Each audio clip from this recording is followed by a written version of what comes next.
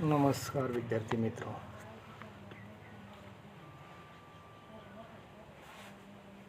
आज हम 12वीं कक्षा का गुरुबानी के पाठ काव्य पाठ देखने जा रहे हैं। उसमें से पहले गुरुवाणी। तो गुरुबानी में गुरु नानक देव जी के जो कविता है वो हम देखने वाले हैं। तो पहले हम देखेंगे कवि का परिचय। हम जानते हैं कि गुरु नानक जी सिख धर्म के संस्थापक रहे हैं, सिख धर्म के पहले धर्मगुरु रहे हैं और उन्होंने गुरु ग्रंथ साहिब नामक जो ग्रंथ है सिखों का वो लिखा है। तो ऐसे महान संत की एक कविता हम देखने जा रहे हैं। पहले हम उसका परिचय देखेंगे। गुरु नानक जी का जन्म 15 अप्रैल 1469 को रावी नदी के किनारे तलवंडी ननकाना नामक ग्राम में हुआ है। बचपन से ही उसका झुकाव आध्यात्मिक चिंतन और सत्संग की ओर रहा है। उनके व्यक्तित्व में दार्शनिक, योगी, गृहस्थ, धर्म सुधारक, समाज सुधारक और कवि के गुण पाए जाते हैं। वे सर्वेश्वरवादी हैं और सभी धर्मों को समान दृष्टि से देखते हैं। अपने विश्व बंधुत्व के विचार की पुष्टि उन्होंने की है। उनके भावुक और कोमल हृदय ने प्रकृति से एकात्म होकर जो अभिव्यक्ति की है वह अनूठी है। उनकी काव्य भाषा में फारसी, मुल्तानी, पंजाबी, सिंधी, खड़ी बोली और अरबी भाषा के शब्द समाये हुए हैं। सहज सरल भाषा द्वारा अपनी बातें कहने में वे अप्रसिद्ध है और ऐसे महान संत और कवि की मृत्यु 22 सितंबर 1539 में हुई है। उन्हें फारसी और अरबी भाषा का ज्ञान था। काव्य में हमने देखा कि फारसी, मुल्तानी, पंजाबी, सिंधी, खड़ी बोली और अरबी भाषा का उन्होंने प्रयोग किया है। तो हम देखेंगे कि उनकी जो प्रमुख कृतियाँ हैं उस प्रमुख कृति में गुरु ग्रंथ साहब यह उनका ग्रंथ है। फिर गुरबानी ये भी उनकी साहित्य संपदा है। तो उस विधा का परिचय हम देखेंगे। तो उस विधा में पद में उन्होंने काव्य रचना की एक गेय शैली है। इसके विकास का मूल स्रोत लोकगीतों की परंपरा ही माना जा सकता है। हिंदी पद शैली में विभिन्न छंदों का प्रयोग अनेक निश्चित रूपों में हुआ है। हिंदी साहित्य में पद शैली की दो निश्चित परंपराएं मिलती हैं, एक संतों की सबद और दूसरी कृष्ण भक्तों की परंपरा।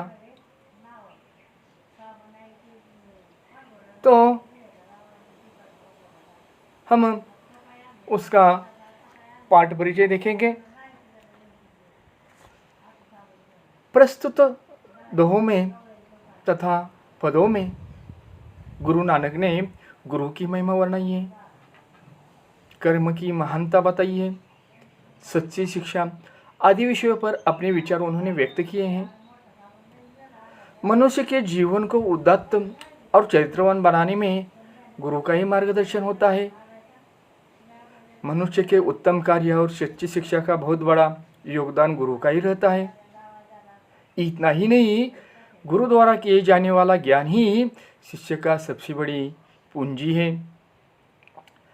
अपने संत कबीर भी गुरु के बारे में कहते हैं, गुरु गोविंद दोहु खड़े काके लागे पाए बलहरी, वो गुरु की जिन्हों गोविंद देव दिखाई।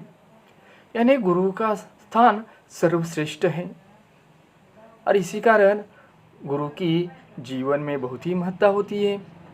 संसार मनुष्य की जाति नहीं अपितु उसके उत्तम कार्यों का सम्मान करते हैं। और मनुष्य का श्रेष्ठता उसके अच्छे कर्मों से सिद्ध होता है, न कि उसकी जाति अथवा वर्ग से।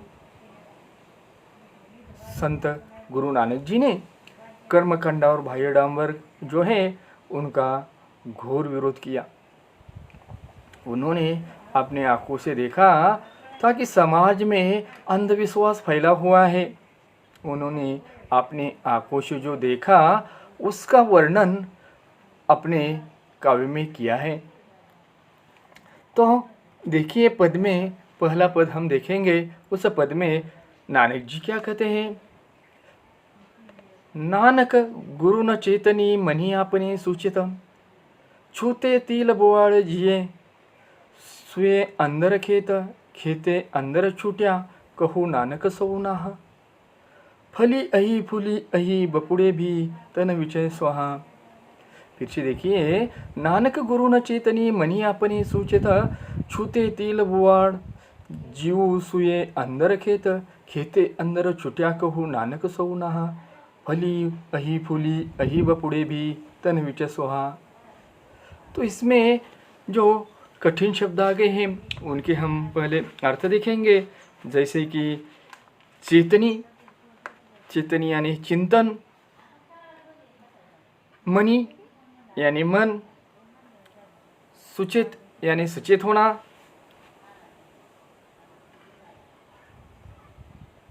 फिर बीच यानी अंदर, सौ यानी ईश्वर, स्वाहा यानी राख, कालिक, रक्षा।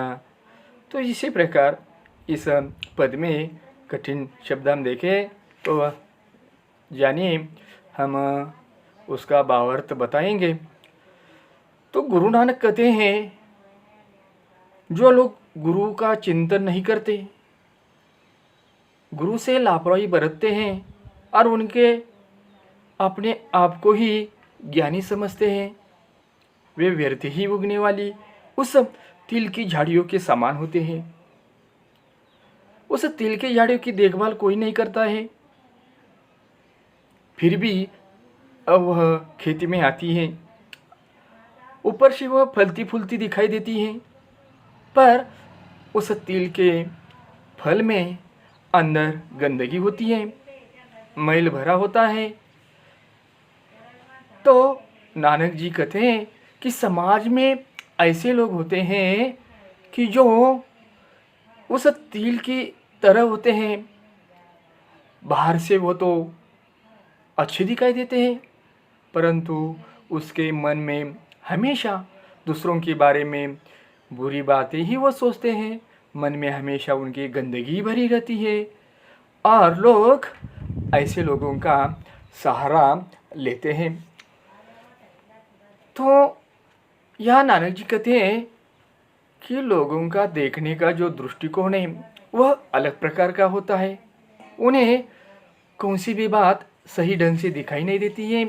इसलिए एक उदाहरण के रूप में एक छोटी सी कथा है, जो कि एक संत तुलसीदास रामायण की रचना कर रहे थे और करते समय हनुमान जी का वो वर्णन कर रहे थे कि अशोक वन में मोगरे के सफ़ेद फूल हनुमान जी ने देखे। हनुमान जी ने कहा, नहीं, वे फूल सफ़ेद नहीं थे, वे तो लाल थे। तुलसीदास जी ने कहा, नहीं, तुमने तो सफ़ेद फूल देखे थे। तो हनुमान जी ने कहा कि नहीं, वे तो फूल लाल ही थे, मैंने स्वयं देखा था। दोनों में झगड़ा चल रहा था। तो दोनों श्री राम के पास चले गए। श्री राम ने उनका कथन सुना और हनुमान जी से बोले कि अशोक वन में तुमने जो फूल देखे थे वो सफ़ेद ही थे, परंतु गुस्से से तुम्हारे आंखें लाल हो गई थी और इसी कारण वे फूल तुम्हें लाल दिखाई दे रहे थे। तुम्हारी बात झूठ नहीं है, तुम सोचे ही बोल रहे, और उसके बाद भी झूठ नहीं है, दोनों की बात ही सच है। परंतु तुम्हें उस वक्त जो फूल है वह लाल दिखाई दे रहे थे। कहने का तात्पर्य है कि मनुष्य जिस प्रकार देखता है उसी प्रकार उसका देखने का दृष्टिकोण होता है। तो हम उनका दूसरा पद देखेंगे। तो दूसरे पद में नानक जी कहते हैं, जली मोह घसी मसी करी, मती कागद करी सारू, भाई कलम करी चित्तू लेखारी, गुरु पूछी लिखू बिचारी, लिखू नाम सलाह लिखू अंत न पारावार। तो देखिए फिर से मैं बताता हूँ, जली मोह घसी मसी करी, मती कागद की सारू, भाई कलम करी चित्तो लेखारी, गुरु पूछू लिखू बिचारी, लिखू नाम सलाह लिखू अंत न पारावार। तो इसका हम जो कठिन शब्द का अर्थ है वो देखेंगे। मसी यानी शाही, मति यानी बुद्धि, सारू यानी अच्छा, भाई यानी प्रेम भाव, लेखरी यानी लेखक, पूछे यानी पूछकर, विचार यानी सोचकर। तो इस पद में गुरु नानक कहते हैं कि मोह को जलाकर और घिसकर शाही बनाओ, अपनी बुद्धि को श्रेष्ठ कागज समझो, प्रेम भाव की कलम बनाओ, चित्त को लेखक समझो और गुरु से पूछकर लिखो नाम की स्तुति। साथ ही यह सच्चाई भी लिखो कि प्रभु का कोई आदि है या अंत है। तो प्रभु की प्रेम भावना को व्यक्त करते हुए यह नानक जी कहते हैं कि प्रभु का नाम स्मरण करने के लिए उचित ध्यान लगाकर हमें उनका स्मरण करना चाहिए। नहीं तो ध्यान करते समय हम नाम स्मरण तो करते हैं परंतु हमारा ध्यान दूसरी जगह जाता रहता है। इसलिए हम एक छोटी सी कथा देखेंगे कि एक साधु था। साधु हर रोज भगवान का नाम स्मरण करते हुए माला जपता था। नाम स्मरण करते हुए जैसे ही वह माला जपता था, एक दिन शाम को उसकी पत्नी और उस साधु में वार्तालाप हुई है। पत्नी ने कहा है कि कल हम तुम्हें जूते खरीदेंगे, तुम्हारी जूते जो है बहुत ही पुरानी हो गए हैं।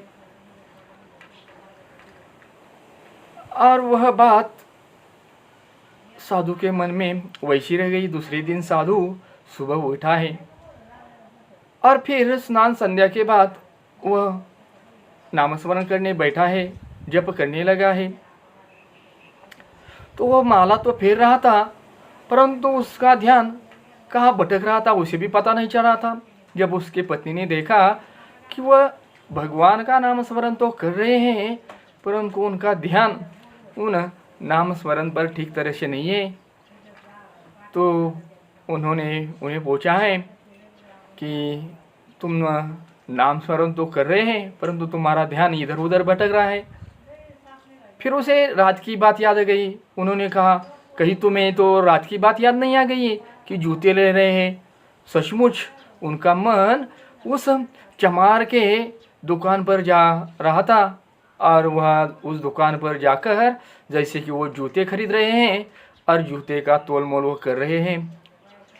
तो इसी प्रकार नानक जी कहते हैं कि अपने मन को शांत रखना चाहिए और भगवान का नाम स्मरण करना चाहिए, तभी जाकर भगवान की प्राप्ति हमें होती है। इसी प्रकार इस पद में उन्होंने कहा है। धन्यवाद।